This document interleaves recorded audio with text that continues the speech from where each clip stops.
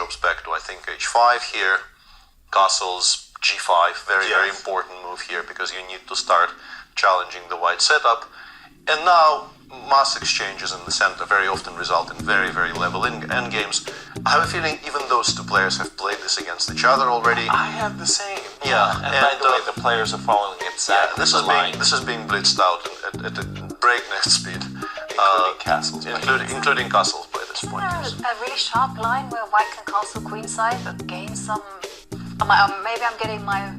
I can't recall exactly where, but I'm not really an IMSA player. I've just been watching people making this draw over and over and over again.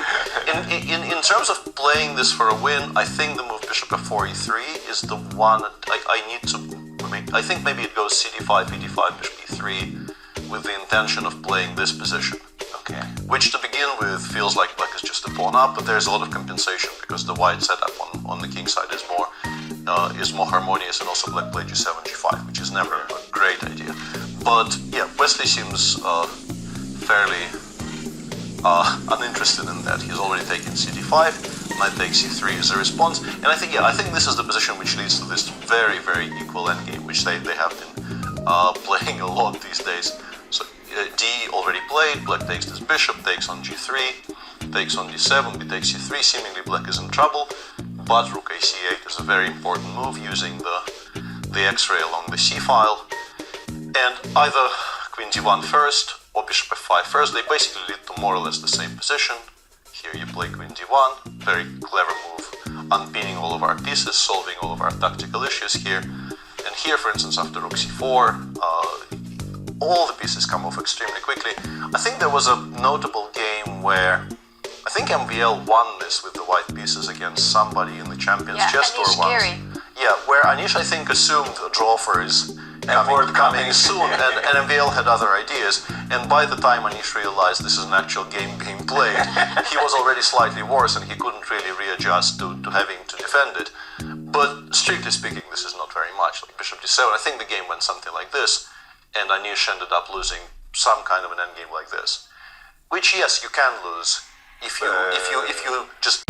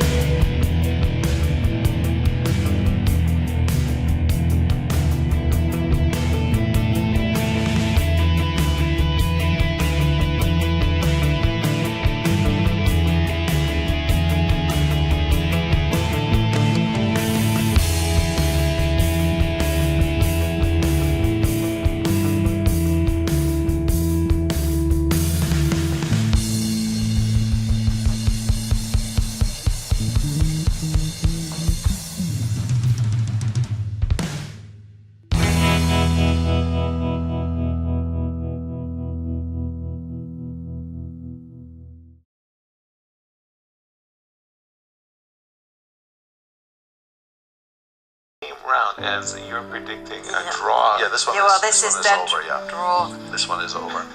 as it gets. I don't know, bishop b3 And or they will bishop end, a2. together, they will end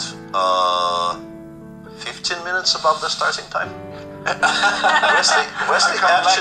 Wesley actually ends the game on 1 hour 42 minutes and some seconds, which is 12 minutes above the starting time, which is an achievement in a way. Whenever I see colours of opposite coloured bishops, I'm reminded of a quote by Boris Spassky Oh yeah. about how he and his ex-wife were like Right. opposite coloured bishops. We were bishops of opposite color, explaining his divorce from his first wife. Exactly. Wesley gains time on his clock. And that's Wesley's tournament done. Yes, Yes. He doesn't has a play. bye. He doesn't play tomorrow, so he ends on finishes at plus plus one. one. And that actually gives us a much clearer picture of where we stand in